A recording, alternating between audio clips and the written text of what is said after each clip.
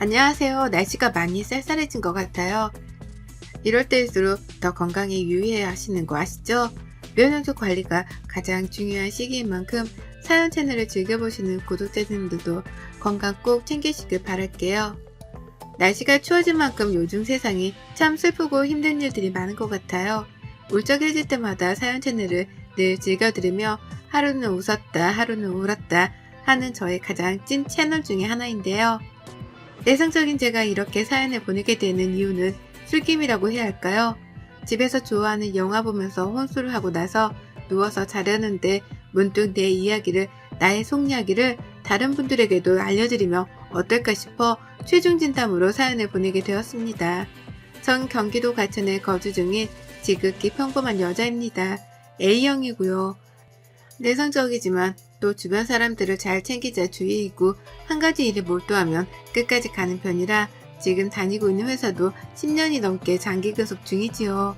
어느덧 회사에서도 인정을 받고 이제 주변에서 좋은 사람만 있으면 결혼만 하면 된다는 이야기에 대학생 때부터 학교 때문에 혼자서 오래 살았던지라 누군가와 함께 산다는 게 상상이 안 갔습니다.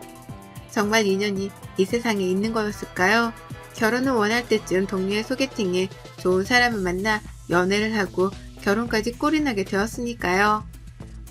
혼자서 살던 저는 돌이 되고 산다는 건 혼자 있을 때보다 더 행복한 일들이 2배가 되었죠. 저희 남편은 어렸을 때 일찍 부모님이 돌아가시고 누나랑 남편만 이렇게 둘이 오래도록 살았다고 했습니다. 그래서 누나가 엄마 같고 각별한 사이인 건 결혼할 때부터 알고 있었죠. 남편도 저에게 누나가 엄마 같으니 잘 따라줬으면 했고요.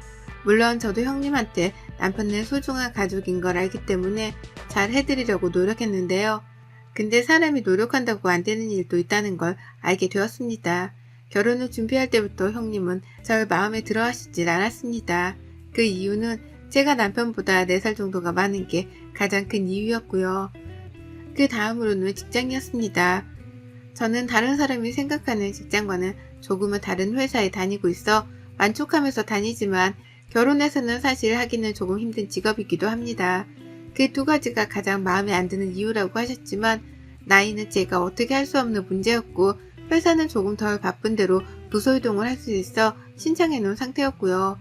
그런데도 불구하고 형님은 저를 많이 마음에 안 들어 하셨습니다. 저희 남편 솔직히 누가 봐도 괜찮은 사람입니다. 이런 말 하면 그렇지만 정말 남편이 저보다 더 아까울 정도로 직업도 빵빵하고 돈도 잘 벌고 인물도 훤칠하고 착하고 자상하고 부모님이 일찍 돌아가신 거 말고는 나무랄 데가 없었습니다.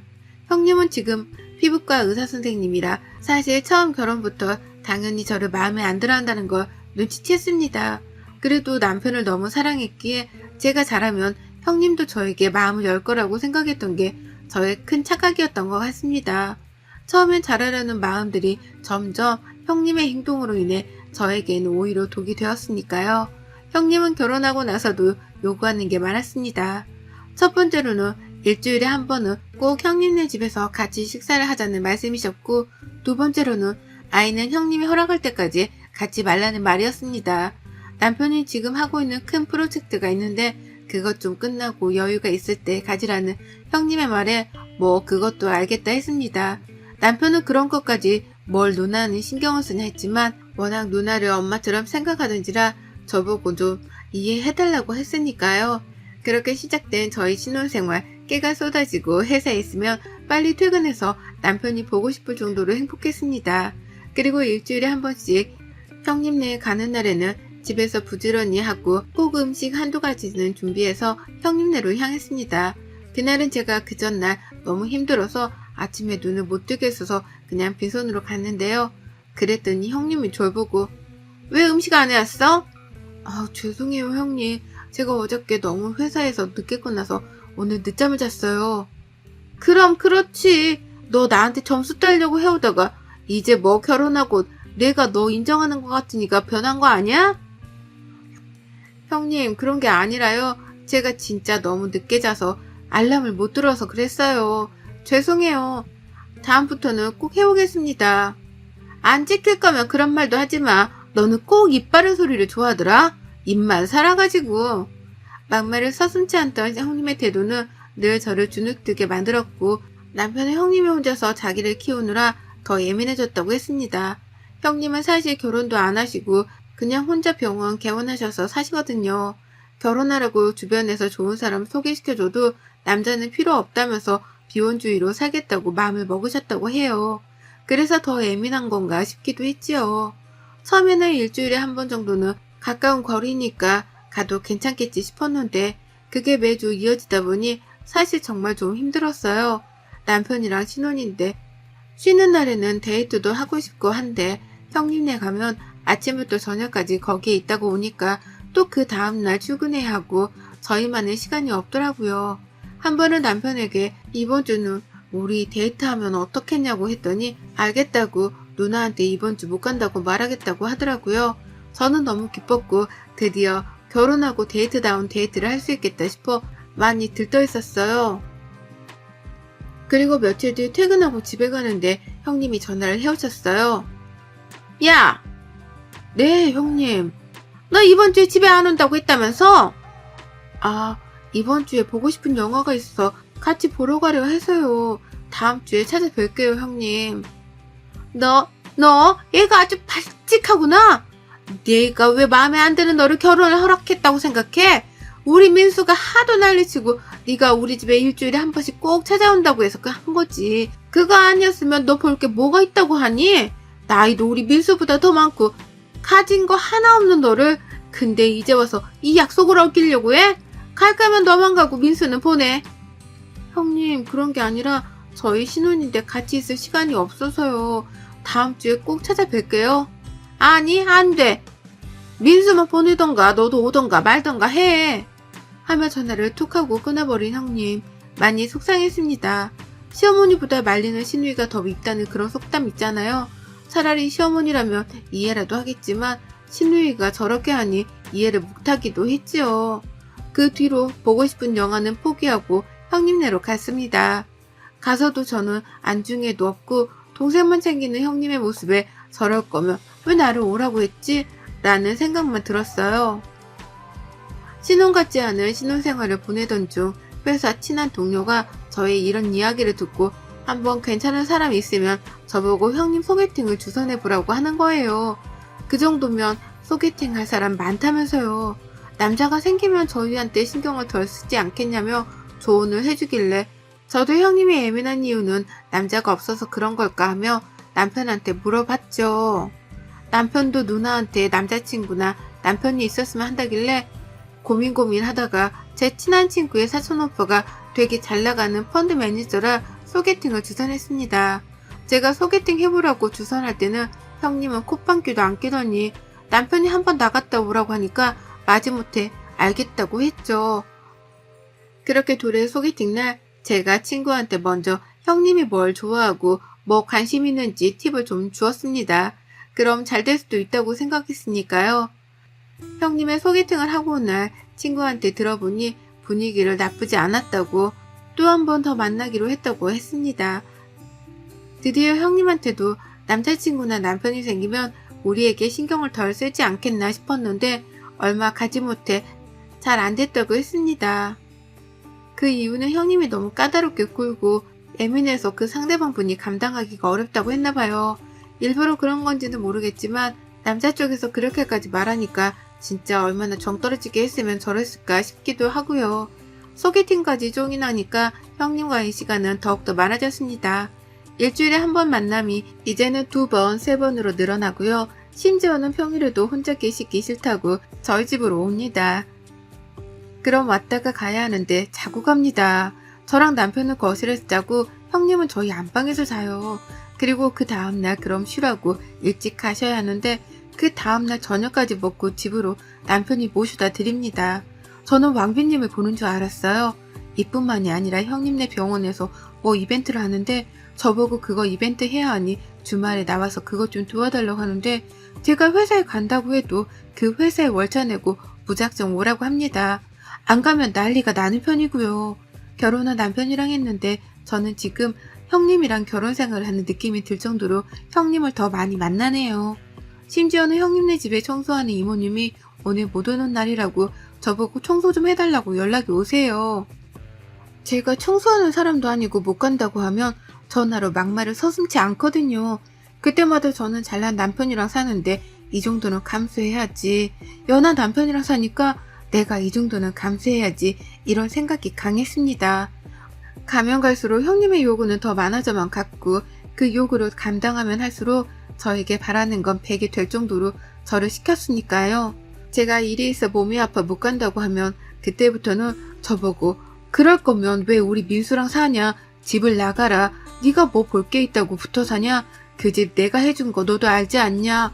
네가 어디서 그런 큰 집을 살아보겠냐 하며 무시도 서슴지 않으셨어요. 이런 말들을 듣는 저는 몸과 마음이 피폐해져만 갔어요. 그러다 정말 그날은 정말 우연히도 회사에 갔다가 집에 두고 온 서류가 생각나 다시 집으로 갔는데 도어락이 잘 닫히지도 않아 남편 신발도 입고 하길래 들어갔는데 저희 집이 복도로 이렇게 되어 있어서 거실에서는 멀리 복도가 보여요. 근데 말소리가 들려서 가만히 들어보니 형님이 와 있더라고요. 또 왜 오셨지 하고 찬찬히 복도를 걸어가려는데 형님이 남편한테 하는 말이 들렸습니다. 너 손 볼 생각 없어? 누나 무슨 손이야. 나 결혼했어. 요즘 니혼 걔나 손나 다 해.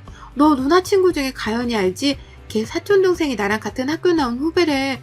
집안도 빵빵하고 얼굴도 예쁘고 지금 변호사 한다더라. 근데 너 사진 보고 너무 마음에 든다고 만나보고 싶다고 해서 내가 너 곧 이혼할 거라 했더니 자기는 괜찮다고 그러잖아. 아 누나 좀 무슨 소리야.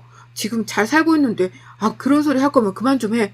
아무리 누나여도 그런 소리는 좀 그렇지 않아? 찰싹. 야, 내가 너를 어떻게 키웠는데 누나 인생 다 포기하면서 널 키웠어. 그랬는데 어디서 그지 깽깽이 같은 애를 데리고 와서 너 그렇게 얘가 포부가 없어? 너 내가 우리 부모님 없어서 맨날 기죽어 살 때 그렇게 안 되려고 이 누나 밤낮을 밥도 잘 안 먹고 공부하고 쉬지도 않고 이랬어. 그러다 이제 좀 편히 살려는데 집안도 학벌도 별로인 애를 데리고 와서 도대체 뭐 할래? 네가 너무 좋아한다길래 내가 허락은 했다만 결혼식도 거의 소규모로 하고 아직 니네 혼인신고도 안 했잖아? 그럼 이혼도 아니야. 파혼이야 파혼.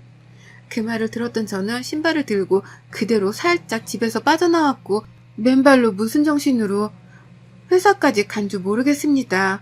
저를 형님이 싫어하는 건 알지만 결혼까지 한 동생에게 손을 보라는도 제 이야기를 하는 거 보니 사랑해도 노력해도 안 되는 게 있구나 그때 깨달았거든요. 그 뒤로 여기서 형님 말대로 혼인신고도 안 했으니 그냥 서로 각자 갈 길 가는 게 좋을까 눈 감고 그냥 지금처럼 살까 여러 가지 생각이 공존했습니다. 그러다 드는 생각 하나 있었습니다.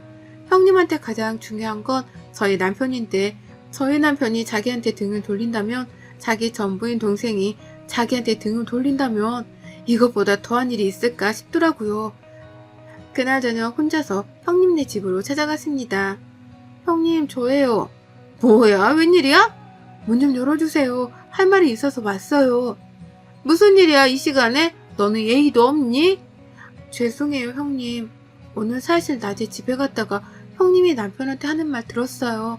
선보라는 말이요. 너 정말 도둑고양이구나.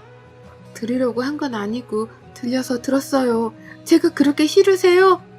그래 들었으니까 내가 한마디 할게. 제발 우리 민수한테 들러붙지 말고 좀 떨어져.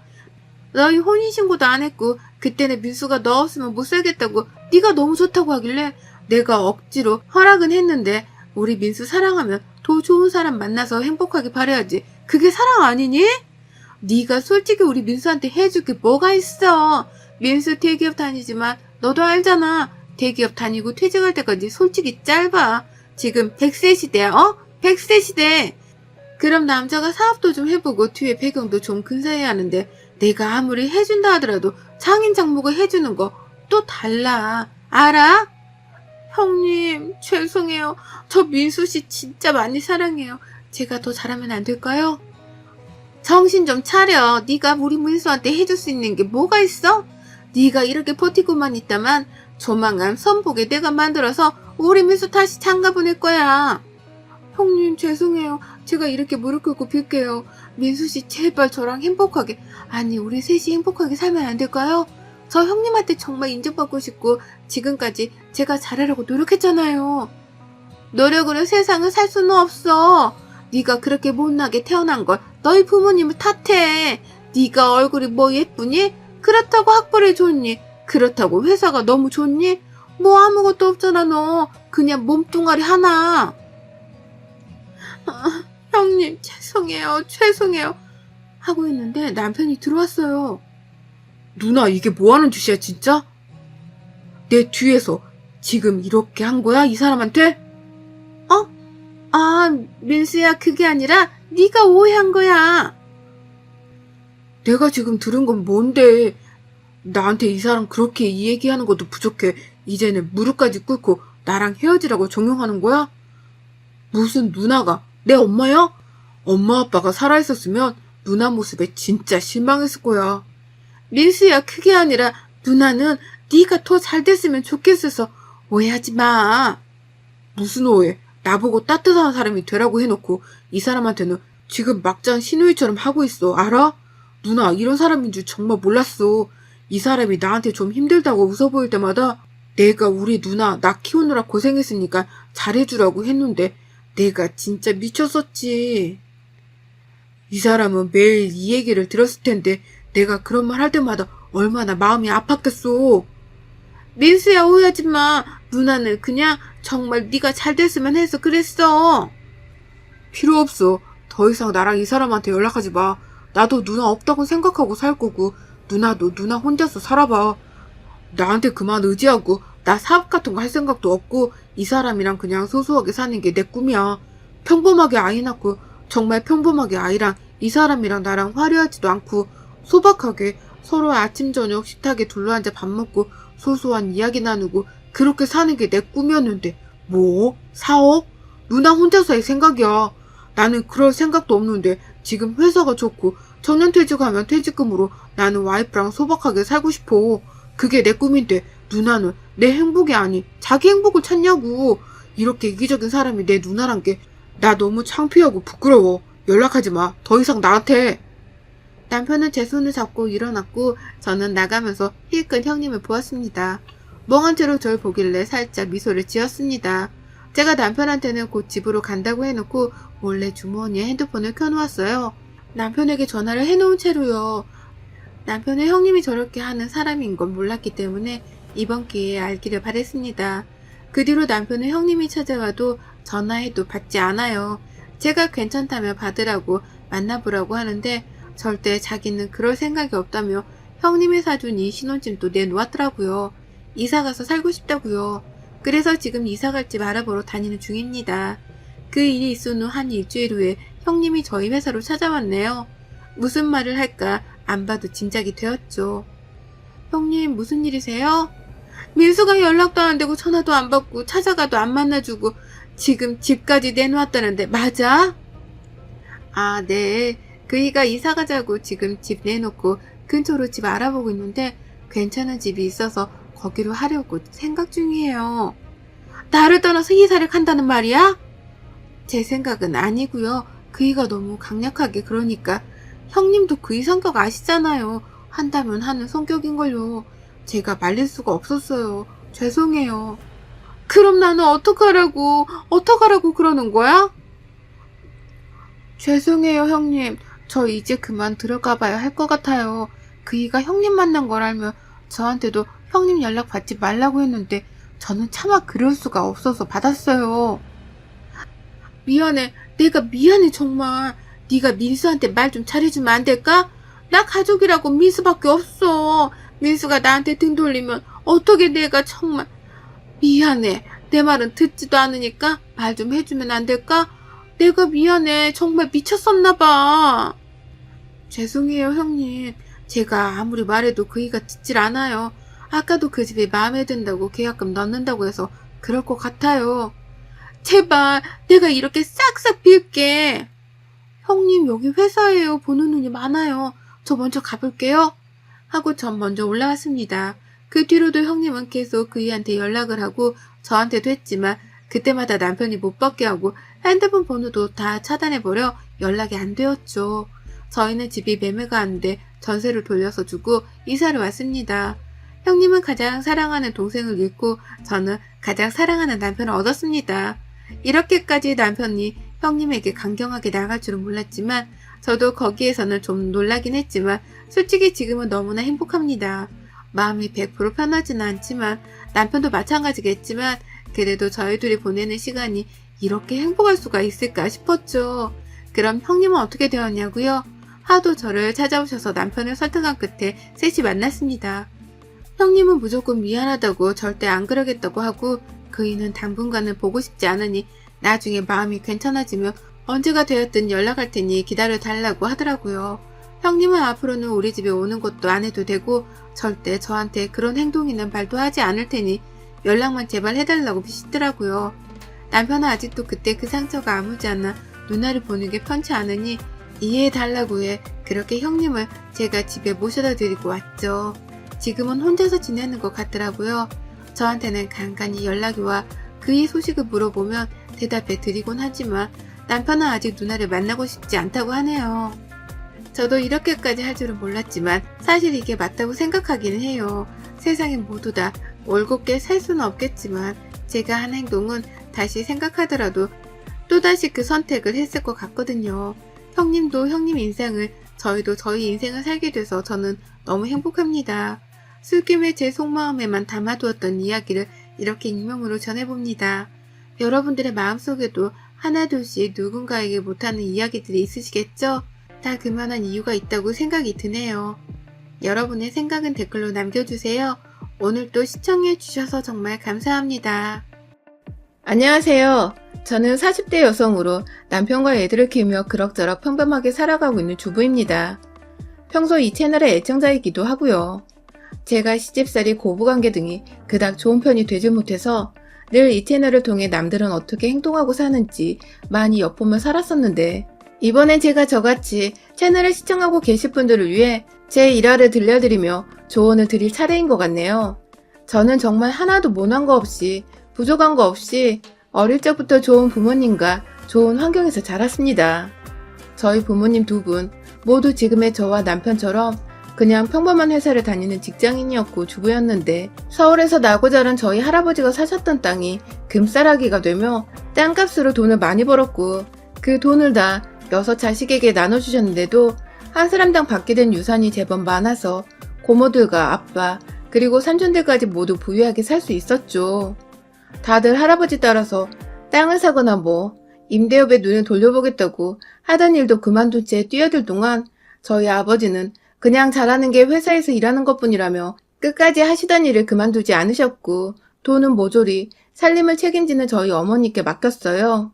그런데 이 무슨 럭키한 일인지 아버지는 아버지대로 성실하게 다니던 회사에서 일이 잘 풀려 승진도 잘하셨고 그런 남편을 보며 내조할 맛이 나는지 어머님도 어머님대로 있던 돈으로 작은 주택부터 시작해 사고 파는 임대업에 고모 따라 뛰어드셔서는 돈을 많이도 저축할 수 있었죠. 원래부터 부유했던 편이었는데 덩달아 더 친척들까지 다 경제적인 여유가 생기는 바람에 저의 돈에 대한 개념은 정말 안드로메다로 향해버렸죠. 그냥 아끼지 않아도 척척 더 쓰라고 돈을 내어주시는 부모님이 계셨기 때문에 돈에 대한 걱정을 따로 해본 적이 없었던 것 같아요. 다행인 건 부모님이 망나니처럼 살다가 재산을 상속받은 것도 아니었고 모두가 제자리에서 제 역할을 열심히 하시면서 자연스레 재산을 모으셨던 것이어서 그런지 다행히 전 돈에 대한 개념만 없을 뿐 제 일은 무조건 열심히 해야 하는 거라는 배움을 얻었죠. 자기 일에 최선을 다하고 열심히 살다 보면 가진 돈을 누릴 자격이 더 있다는 생각을 하곤 했어요. 그런데 이 제 사상이 좀 이상한 방향으로 가닥을 잡았어요. 제 꿈이 현모양처였거든요. 그 당시에는 왜 그렇게 생각했는지 모르겠지만 전 좋은 남편감을 열심히 찾아서 결혼을 하고 열심히 내조하는 게 제가 제 일에 최선을 다하고 잘 사는 것이라고 생각을 했어요. 내조를 잘하는 현모양처라면 어머니처럼 돈을 쓰고 굴리는 자격을 누릴 수 있지 않을까 싶었던 것이죠. 그리고 이러한 제 꿈은 대학에 가서야 조금씩 실행이 되었습니다. 꿈이 현모양처니 하고 싶은 공부나 직업이 딱히 없었고 그래서 고민 없이 가장 안정적으로 입학이 가능했던 대학의 과를 선택했어요. 그렇게 입학을 하고 나서 지금의 남편을 처음 만났죠. 남편은 저보다 3살 위에 같은 학과 선배였습니다.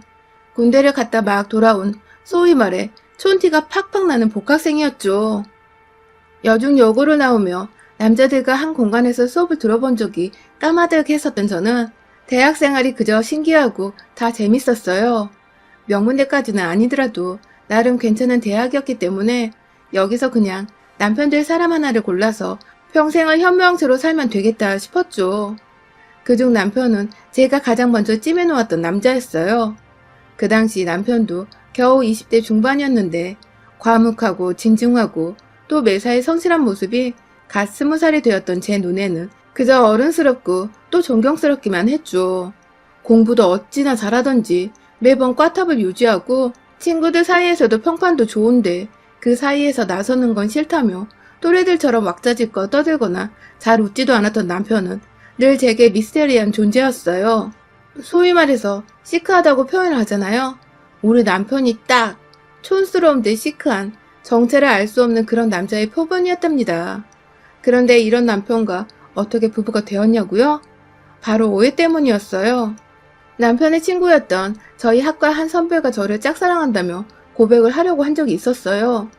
혼자 꽃다발의 케이크인지 뭐였는지 지금까지도 알 수 없는 작은 상자 하나를 들고서는 학교에 왔는데 저와 만나기로 한 장소에서 잠깐 그걸 저희 남편한테 맡겼었나 보더라고요. 전 그것도 모른 채 그 장소에 나갔다가 남편이 저한테 고백을 하려고 친구를 통해 절 부른 건가 싶어서 옳다구나 하고 남편에게 사귀겠다고 무턱대고 고백을 먼저 해버렸고요. 지금 생각하면 아주 창피하고 아찔거리고 오글거려 죽겠는데 당시엔 정말 평소에 눈여겨보던 사람이 날 좋아하고 있었구나 하는 생각에 제정신이 아니었답니다. 뒤늦게야 저에게 고백을 하랬던 선배가 나타나 다 정정을 했지만 제 마음은 이미 선배가 저를 좋아하는 게 아니었던 실망감으로 먹구름이 가득 껴있었고 어찌저찌 불편한 기색을 내비치며 학교를 다니다가 그런 제가 신경이 쓰였는지 먼저 다가오진 남편과 술 몇 잔을 마시면서 사귀게 되었어요. 남편은 친구들에게 친구가 좋아하는 여자를 뺏어갔다는 소리를 들으며 졸지에 총만 받고 평판 줬던 인간에서 쓰레기보다 못한 인간으로 전락해버렸지만 크게 개의치 않는 눈치였어요. 그때 알았죠. 남편도 절 처음부터 좋아하고 있었다는 것을요. 그렇게 저희는 친하게 지내는 대학 친구들이나 선후배 하나 없이 외로운 커플로 지내다가 남편은 먼저 졸업을 해서 취업을 했고 저는 혼자 학교를 다니기 힘들다며 무턱대고 휴학을 하고서는 잠깐 어학연수를 다녀왔다가 다시 복학하고 졸업을 했어요. 졸업한 이듬해 꿈에 그리던 현모양처가 되고자 장거리 연애까지 무사히 견뎌낸 남편과 결혼식을 올렸고요. 모든 게 참 순조롭고 또 재미있게 흘러갔습니다. 좋아하는 사람과 함께 살면서 그 사람의 뒷바라지를 해준다는 건 힘든 것도 있겠지만 전 사실 너무 재밌었어요. 제 손을 거치지 않은 곳이 없는 남편의 모습에 아침마다 출근을 시키며 어찌나 뿌듯하고 행복하던지. 그렇게 신혼생활만큼 평생토록 우리 결혼은 늘 행복으로 가득 차 있을 것만 같았죠. 하지만 제가 너무 어렸던 나머지 간과했던 것이 있었습니다. 바로 시댁이었죠.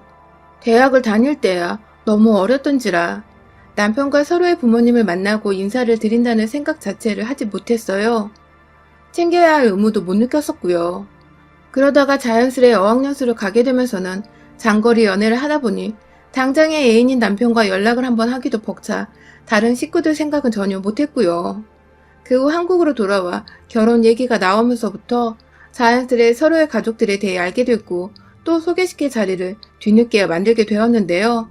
당시 시어머님은 제가 남편과 오랫동안 연애를 해왔는데도 이제야 인사를 하러 왔다며 조금 뼈류통에 계셨답니다. 전 말씀을 안 하시길래 식사하는 내내 그걸 모르고 있다가 뒤늦게 남편이 계산을 하러 혼자 나간 사이 뒤에서 절 붙잡고 말씀해 주셔서 알았네요. 이렇게 할 말을 툭 내던지시는 시어머니의 성격은 그때 더 예상해봤어야 하는 건데 전 또 제가 어려서 잘 몰랐다면서 그날 시어머니 앞에서 한참을 죄송하다고 앞으로는 자주 연락을 드리고 찾아뵙겠다며 잘못한 것도 없는데 죄송하단 말을 몇 번이고 했었네요. 그 후 전 정말로 결혼식을 올리기 직전까지 시어머니께 자주 연락을 드리며 밖에서 밥을 먹던 카페를 가던 자주 만나 뵈었고요. 그런 제 정성에 시어머니도 좀 기분이 좋아지셨는지 남편에게 말을 잘 해주셔서 남편이 오히려 절 더 많이 사랑해주고 고마워해줬죠. 그런데 모든 게 완벽했던 결혼식까지 마무리를 짓고 신혼집으로 입성했던 날, 그날부터 뭔가 삐그덕거렸어요. 여행을 끝마치고 집에 도착해 각자의 부모님께 도착했다는 인사를 드리고 있는데 시어머니가 남편의 수화기 너머로 절 급하게 찾으셨어요. 전화를 건네받아 무슨 일이시냐고 물어보니 시어머니는 대뜸 시댁에 먼저 연락을 해야 하는 거라며 친정 어머니와 통화하고 있는 제게 전화를 당장 끊을 것을 요구하셨어요. 부부가 함께 수화기를 맞들고 시부모님께 예의를 갖춰 전화를 올린 후 그 다음에 친정이 전화를 하는 게 맞다면서. 신혼여행 후 긴 비행으로 피곤해 쩔어있는 저를 마냥 훈계하시던 시어머님은 그렇게 제가 정말 친정과의 전화를 끊고 나서 네네 하며 수긍적인 대답을 몇 번이고 올린 후에야 푹 쉬어라 하는 말과 함께 전화를 끊으셨습니다. 이게 무슨 경우인가 싶어서 어이가 없는데 신혼부터 시댁 문제로 남편과 싸우거나 얼굴을 붉히고 싶지 않아서 겨우 참아냈네요. 그 후 시어머니와 잦은 왕래가 있었던 것도 아니었지만 친정처럼 시댁도 서울에 있었기 때문에 절 불러내면 만나야 하는 일이 많았어요. 소위 며느리들이 모두 힘들어하는 김장 담글 때 불러내시는 거 기본이었고요. 동네 아주머니들과 주민센터에 가서 노래 교육을 받으시다가도 픽업을 하며 차 있는 저를 불러내기도 하셨어요. 매주마다 수업이 끝나면 말이죠. 상견례하고 결혼식 할 때 저희 부모님 옷차림이나 하객들의 수준을 보셨는지 재산도 딱히 없으셨고 변변찮은 직장을 다니는 것도 아니셨던 저희 시아버지와 시어머니는 그날 많이 기가 죽어 계신 것 같았었는데 결혼을 하고 나니 돈 많고 잘난 며느리를 뒀다며 제 덕을 아주 톡톡히 보려 하시더라고요. 그나마 남편이 시아버지를 닮은 건지 우리 시아버님은 점잖으시고 말도 별로 없는 과묵한 편이셔서 저와는 집에서 다 같이 밥을 먹을 때 말고는 딱히 볼 일도 없으셨고 얘기할 기회도 별로 없었지만 시어머니는 달랐어요. 잊을만 하면 전화가 와서는 주민센터 픽업을 마주라 하시고 잊을만 하면 뭐가 먹고 싶다면서 데리러 와달라느니 혹은 차려놓으면 저희 집에 오겠다는 말을 하시며 마주칠 일을 꾸역꾸역 만들어내셨죠. 전 이게 다 며느리가 생겨서 어머님도 신이 나니까 그런 거라 생각했어요. 이렇게 다가오는 게 어머님 또래분들의 방식이라 생각을 해서 웬만하면 다 들어드리고 맞춰드리려고 노력을 했죠. 딱히 금전적인 걸 바라는 것 같지도 않았기 때문에 이 정도 인사치레를 하면 왕래하는 정도는 거뜬히 해드리겠다고 마음을 먹었어요. 신혼 초에만 이러다 마실 거라 생각을 했으니까요. 그런데 제 생각은 완전히 빗나갔어요.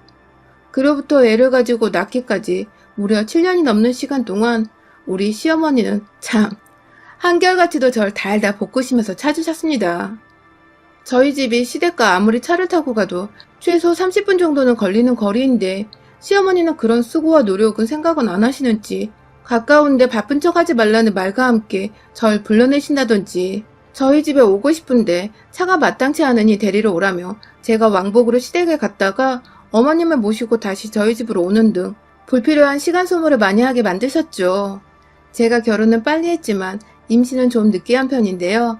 겨우 얻은 아이라 시어머니도 조심스러웠는지 임신했을 때에는 전처럼 잘 불러내시진 않으셨지만 무턱대고 저희 집에 찾아오셔서 제가 잘 먹지도 않은 반찬거리들을 만들어 오신다든지 그러다 남편도 저도 아무도 그 반찬을 먹지 않고 남겨두면 시어머니 정성 무시하는 거냐며 남편까지 불러내 저희 앞에서 만들어 온 건 제때제때 해치워 놓으라고 잔소리를 하기도 하셨습니다. 안 만들면 시간도 절약되고 저희는 억지로 안 먹어도 되고 좋은데 시어머니는 굳이 저와 남편이 사는 모습을 보고 싶다는 이유로 집에 일거리들을 만들어 오곤 하셨죠. 점점 그런 시어머니의 막무가내 행동들이 제 힘에 붙였지만 전 또 저대로 그것마저 아들을 향한 사랑이시겠지 하며 최대한 좋게 생각해보려 했습니다. 안 그럼 싸우고 완전히 등지고 사는 방법밖에 없었으니까요. 그러다가 남편이 회사 발령이 나는 바람에 경남 지방으로 내려가게 되었습니다. 남편 혼자 보낼 수가 없어서 저도 아이 데리고 서울을 떠나기로 결심을 했죠. 그렇게 얼떨결에 저희 가족은 거의 10년을 나고 자란 서울을 떠나 지방에서 거주하게 되었어요. 그간 시어머니와도 당연히 왕래는 있었습니다. 명절이면 어김없이 저희가 서울로 올라가 부모님께 인사를 드렸었죠. 하지만 그것 말고는 시어머니도 거리가 부담스러우셨는지 절대 먼저 저희 집에 찾아오신 적이 없었습니다. 그렇다 보니 그 10년이란 시간 동안은 제게 오히려 자유스러웠고 또 편안히 제 가족들에게만 몰두할 수 있는 시간이었어요. 그 사이 둘째 아이가 또 생겨났고 그래서 친정엄마의 손길이 필요해 잠시 서울 친정집에 머무르기도 했었는데 이상하게 시어머니는 제가 친정에 있다고 하니 손주 보러 오는 것도 불편해하시고 그냥 잘 지내다가 집으로 돌아가란 말만 남기시더라고요. 그렇게 지방에 내려가면 한동안은 어머님이 아이를 못 보실 테니 조금이라도 보시라고 몇 번이고 친정에 오셔도 된다는 말을 전했는데 끝까지 거절하신 우리 시어머니. 그 후로도 굳이 먼저 보고 싶다는 말씀을 안 하시길래 전 저대로 시어머니 생각을 해서 지방으로 다시 내려가기 전에 아이를 데리고 시댁에 한번 들렸습니다. 그런 저와 아이를 보며 무지하게 반가워하시던 시어머니를 보니 저도 마음이 편안했고요. 그러다가 한 3시간 정도 후 곧장 KTX를 타고 지방으로 내려가야 해서 내려가려는데 시어머니가 나서는 제 뒤에서 뜬금없이 그러시더라고요. 인정머리 없는 년이라고요. 처음엔 잘못 들었나 싶어서 뒤돌아 물으니 썩 꺼지라는 말과 함께 홀로 안방으로 들어가셨어요. 옆에서 같이 당황해하던 시아버지는 애써 무시하란 말로 애두르며 절 황급히 밖으로 내보내셨고요. 기차 시간에 쫓겨 어쩔 수 없이 그냥 시댁을 나오긴 했지만 한 달 내내 기분이 나쁘고 찝찝한 마음을 지울 수가 없었어요. 그렇다고 먼 지방에서 서울로 굳이 전화를 걸어 수화기에 대고 어른한테 따질 수도 없는 노릇이고 자연스레 저도 육아를 하느라 바쁘다며 그 일을 잊게 되었고 다음에 명절에는 또 아무렇지 않게 저를 대하시길래 어머님도 잊으신 줄 알고 저도 머릿속에서 지워버렸습니다. 그러다 올해 저희가 다시 서울로 올라오게 되었어요. 지방에 한번 내려갔다 3, 4년 후엔 다시 서울로 올 줄 알았는데 자꾸만 서울 발령이 다시 미뤄지고 기다리다 거의 10년이 지나고 나니 저희도 마냥 이렇게 살 수 없겠더라고요. 저보다도 아이들 교육을 생각해서 더 많이 고민을 했던 남편은 결국 일을 그만두기로 결심했고 마침 중소기업을 운영하고 있던 친구가 서울에 있어서 그 회사로 이직을 하게 되었습니다. 월급이 줄어드는 경제적인 부분은 제가 친정으로부터 받을 재산이 있기 때문에 먼저 남편에게 걱정하지 말라며 오히려 남편이 직장을 그만두는 것에 찬성을 했어요. 그렇게 홀가분하게 지방회사의 모든 삶을 끝마치고 다시 서울로 올라온 그날 그간 전세를 주고 있어서 다른 사람이 살고 있었던 저희 집을 새로 싹 인테리어 시공을 하기로 했죠. 그래서 저희 가족들은 모두 평수가 보다 넓은 친정집에 들어가서 임시적으로 살게 되었고 저는 시공 중인 집을 왔다 갔다 하면서 전반적인 이사관리를 하게 되었어요. 남편은 퇴근 후에야 잠깐 이 집에 와서 같이 공사가 된 집을 보다가 함께 저와 친정집으로 가곤 했고요. 아이들 학교 전학시키고 다시 집수리하고 꾸미는 데까지 신경 쓸 것들이 정말 너무 많더라고요. 이걸 다 몇 주 사이에 빠르게 끝낼 수 있을까 싶어서 저는 아이들 학교 보내놓고 나면 방과 후까지는 친정 엄마한테 맡기고 온전히 집수리만 신경을 썼는데 며칠 전 시어머니께서 찾아오셨습니다. 저한테 미리 말씀도 없으셨는데 제가 여기 공사 관리를 하고 있다는 소리를 남편한테서 들었는지 제가 있는 걸 알고 오셨더라고요. 오셔봤자 죄다 공사판이라 마땅히 앉을 자리도 없는데 옆에 오셔서 팔짱을 끼시고는 집을 둘러보시던 어머님은 그렇게 반나절 내내 남편이 퇴근하고 집에 올 때까지 내내 제 옆에서 제대로 궁시렁거리고 제 기분을 더럽힌 채 서성이셨습니다. 그냥 제가 서울 올라와서 곧장 인사를 드리지도 않은 채 친정으로 들어갔기 때문에 화가 나서 그걸 표현 중이시란 생각이 번쩍 들더군요. 우리 시어머님은 그러고도 남는 분이시니까요. 저도 저 나름대로 바쁘다고 못 찾아뵌 건 잘못이었으니 눈치가 보였습니다. 제 딴에는 남편이 친정에서 눈치 보며 살지 않을까 싶어 하루라도 빨리 이 집으로 들어오고자 공사에만 집중을 했던 것인데 시어머니 입장에서는 섭섭하실 수 있었으니까요.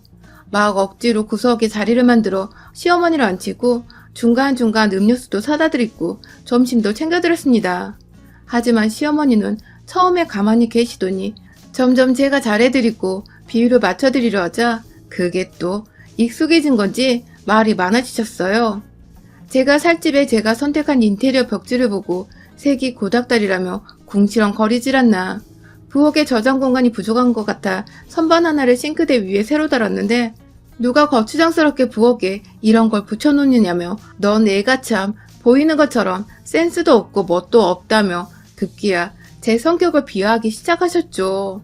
뒤에 인부들도 계시고 듣는 사람이 있는데도 무턱대고 절 흉보시는 시어머니 때문에 얼굴이 몇 번 빨개지기까지 했어요.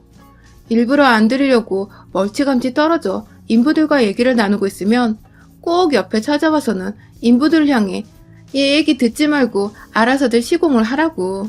애가 지금 집을 다 망쳐놓고 있는데 얘기를 나눌 게 뭐가 있냐며 급기야 그 사람들에게 제 흉을 봤죠. 정말 너무 힘들고 지친 와중에 시어머니까지 이러시니 뚜껑이 여러 번 열렸습니다. 입 밖으로 정말 닥치시란 욕이 막 튀어나올랑말랑 하는 중이었어요. 그러다 남편이 집에 왔어요. 공사판인 집에 자기 엄마가 떡하니 서 있는 걸 보고 남편도 흠칫 놀란 눈치였어요. 남편한테도 제가 어디 있는지만 들었을 뿐 집으로 가겠다는 말을 안 하셨던 모양이더라고요. 일단 남편도 왔으니 시어머니만 그냥 보낼 수는 없고 그렇다고 나가서 저녁을 사드리자니 시간도 늦었는데 집에서 마무리해야 할 것이 있어 빠듯하고 결국 집에서 함께 배달 음식을 시켜 먹기로 했습니다. 시어머니께는 언제든지 좋은 음식은 나중에 또 사드릴 수 있으니 일단 내일 출근을 해야 하고 또 집에 가서 봐야 하는 아이들을 생각해서 빠르게 저녁을 먹기로 했죠.